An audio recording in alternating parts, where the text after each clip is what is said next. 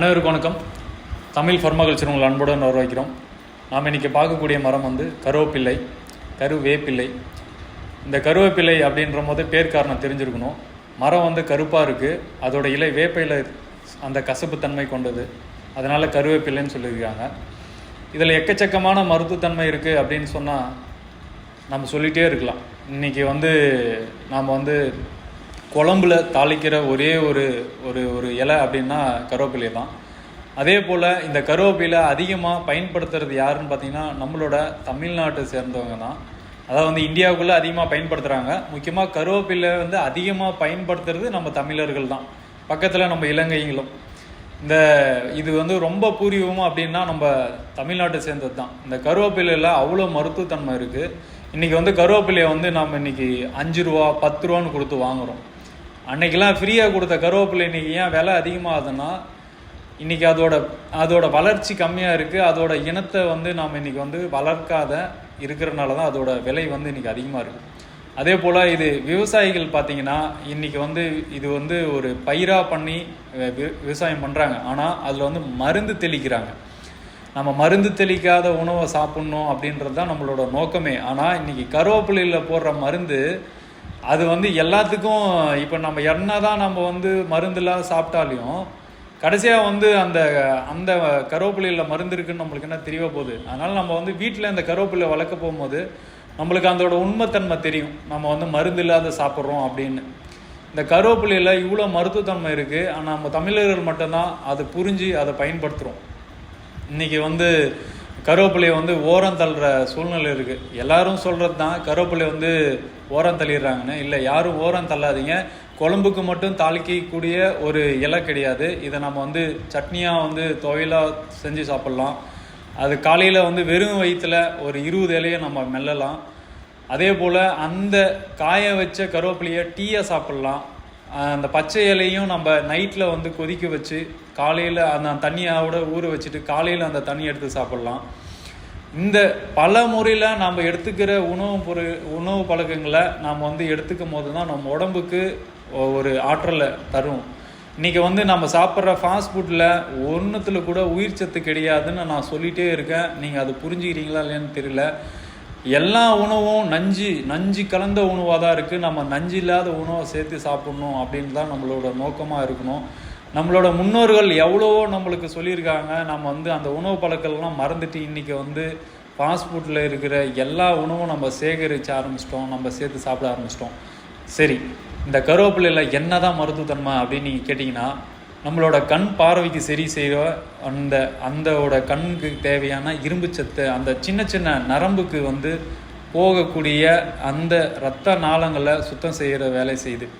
கண்ணை சரி செய்யுது, கண்ணுக்கான பார்வையில் மேம்படுத்துது, நம்மளோட முடியோட வளர்ச்சி அதிகப்படுத்துது, நம்மளோட உணவுல செரிமானமான செரிமண்டலத்தை சரி செய்யுது, இரத்த ஓட்டத்தை சீர் செய்யுது, ரத்தத்தில் இருக்க கொழுப்பை கரைக்குது, நம்மளோட இதய நோய்க்கு அந்த அந்த அந்த கொழுப்பு அடைப்புன்னு சொல்லுவாங்க, ஹார்ட் பிளாக்னு சொல்லுவாங்கள்ல, அது சரி செய்யறதுக்கான வேலை செய்யுது.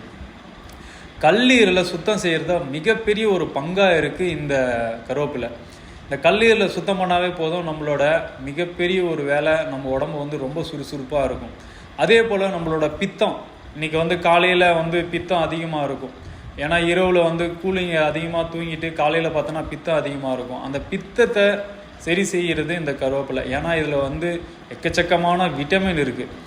அதே போல் நம்மளோட சர்க்கரை வியாதிகளுக்கு குளுக்கோஸில் அந்த குளுக்கோஸை ரத்தத்தில் இருக்கிற குளுக்கோஸ் அதிகப்படுத்த அதில் சுகரை இருக்கிறது கண்ட்ரோல் பண்ணோம். இப்படி எண்ணற்ற அடையாத ஒரு கருவேப்பிலையை நாம் இன்றைக்கி மறந்துட்டு கருவேப்பிலையை வெறும் தாளிக்கிறதுக்கு மட்டுமே பயன்படுத்துகிறோம். இப்படி ஒரு உணவு நாம் எங்கன்னா பார்த்துருப்போமா? ஒரு 10-15 இலையில் நம்ம கண் பார்வையை சரி செய்யும், நம்மளோட கல்லீரலை சரி செய்யும், நம்மளை ஹார்ட் பிளாக்கை சரி செய்யும், நம்ம தலைமுடியை சரி செய்யும். தலைமுடி ஏன் அப்படி நிறைய ஆகுதுன்னா, நம்மளோட பித்தம் அதிகமானதுனால தான் நம்மளுக்கு முடி கொட்டுறதும் இளநறி வரதும். அந்த பித்தத்தை கண்ட்ரோல் பண்ணுது இது. அந்த செரிமானம் செய்கிற அந்த சுரப்பியை சரி செய்யுது. இதில் எக்கச்சக்கமான விட்டமின்ஸ் இருக்குது. என்னென்னா ஏ விட்டமின் இருக்குது, பி இருக்குது, சி இருக்குது, அயன் இருக்குது, பொட்டாசியம் இருக்குது, மெக்னீசியம் இருக்குது, அயன் சத்து போதும் நம்மளுக்கு எல்லாமே. அதே மாதிரி மெக்னீசியம் இருக்குது, பாஸ்பரஸ் இருக்குது. இந்த பாஸ்பரஸ் என்ன பண்ணும் அப்படின்னு நீங்கள் கேட்டிங்கன்னா, மூளைக்கு போகிற நரம்பை வந்து சரி செஞ்சு மூளையில் அந்த டாக்ஸினை வந்து உருவாக்கி நம்மளோட மூளையை வந்து சுறுசுறுப்பாக வச்சுக்கும், ஞாபக சக்தியை அதிகமாக குடிக்கும். அதே போல் நம்மளோட கர்ப்பிணி பெண்களுக்கு வந்து பார்த்திங்கன்னா அதிகமாக வந்து கொமட்டல் இருக்கும். அந்த காலையில் அந்த பித்தநீர் தான், அந்த பித்தநீரை சரி செய்கிறது இந்த கருவேப்பிலை. இந்த கருவேப்பிலையை நாம் சாப்பிட்டா போதும், நம்மளுக்கோட உடம்பு வந்து அவ்வளோ சுறுசுறுப்பாக அவ்வளோ ஆரோக்கியமாக இருக்கும். ஏன்னா இதில் எக்கச்சக்கமான விட்டமின், இரும்பு சத்து இருக்குது, பொட்டாசியம் இருக்குது. பொட்டாசியமெல்லாம் நீங்கள் யூஸ் பண்ணிங்கன்னா அந்த ஹார்ட் அட்டாக்கே வராது. இந்த ஹார்ட் அட்டாக் பிளாக் வர்றதுக்கு காரணம் என்ன? அந்த கொழுப்பு நம்மளோட ரத்த நாளங்களில் இருக்கிற கொழுப்பை வந்து சரி செய்யும். ஏன்னா இன்றைக்கி வந்து எல்லாமே வந்து நெய் கிடையாது, எண்ணெய் கிடையாது, நம்ம எண்ணெய் நினச்சிருக்கிறோம். அது இல்லாத என்னன்னா நம்ம உடல் பயிற்சி கிடையாது, நம்மளோட உடம்புக்கு வேலை கிடையாது. இன்றைக்கி ஒரு மனிதன் வந்து சுமாராக 3 கிலோமீட்டராவது ஒரு நாளைக்கு நடக்கணும். அது நடந்தால் மட்டும்தான் நம்மளோட உடம்பு வந்து ஆரோக்கியமாக இருக்கும். இன்றைக்கி நடக்கிறது இல்லை, நடக்காதனால தான் இவ்வளோ பிரச்சனையும். அதனால் இந்த கருவேப்பிலையை நம்ம சாப்பிட போகும்போது நம்மளுக்கு அந்த பிரச்சனையெல்லாம் சரி செய்யும். இது சாப்பிட்டா மட்டும் சரியில்லைங்க, ஒரு நாளைக்கு 3 கிலோமீட்டராவது நடந்துருங்க. ஒரு மாடு 15 கிலோமீட்டர் நடக்கணும், ஒரு கோழி 2 கிலோமீட்டர் நடக்கணும், ஒரு ஆடு 8-10 கிலோமீட்டர் நடக்கணும். இந்த மாதிரி நடக்கும்போது மட்டும்தான் நம்மளோட உடம்பு அந்த ரத்த நாளங்கள் கரெக்டாக ரொட்டேஷனாக இருக்கும், இல்லைன்னா இருக்காது. இப்படி அங்கங்கே பிளாக் இருக்கிறதுக்கு காரணம் நம்மளோட உடம்புக்கு ரத்த சீரோட்டம் இருந்தால் மட்டும்தானே இருக்கும். அந்த ரத்தத்தை ஓட்டத்தை நம்ம சீர் செய்யணும்னா நம்மளோட கருவேப்பிலை கண்டிப்பாக பயன்படுத்துங்க. அதை பயன்படுத்துகிற முறைவை வந்து வித்தியாசமாக எடுங்க. மோரில் கலந்து சாப்பிடுங்க. காலையில் டீ சாப்பிட்றீங்க, காஃபி குடிக்கிறீங்க, அதுக்கு இது எடுத்து சாப்பிடுங்க. இந்த கருவேப்பிலை பழம் ஜூஸ் சாப்பிடுங்க, அவ்வளோ அற்புதம். அந்த கருவேப்பிலை பழம் ஜூஸ் சாப்பிட்டீங்கன்னா ஆடி ஆவணியில் தான் வரும் அந்த பழம், கண்டிப்பாக அதை பயன்படுத்துங்க. அதே போல் நம்மளை சட்னி, நம்ம இன்றைக்கி சட்னியாக வந்து எவ்வளோ சட்னி இருக்குது. இன்றைக்கி வந்து அந்த கருவேப்பிலையில் நம்ம சட்னி செய்யும் போகும்போது ரொம்ப ரொம்ப நல்லது. சட்னியாக செஞ்சு சாப்பிட்லாம், சூப்பாக குடிக்கலாம். டீ காஃபியாக படுறதுக்கு இந்த பழக்கத்தை நம்ம மாற்றிக்க போகும்போது நம்ம உடல் ரொம்ப ஆரோக்கியமாக இருக்கும். ஏன் ஆரோக்கியமாக இருக்கணுன்றது நீங்கள் தெரிஞ்சுக்கோங்க. நம்ம வந்து அதிகமாக வந்து ஹாஸ்பிட்டலுக்கே செலவு பண்ணுறோம், நோய் வாய்ப்பட்டு போகிறோம். இது வேணாம்.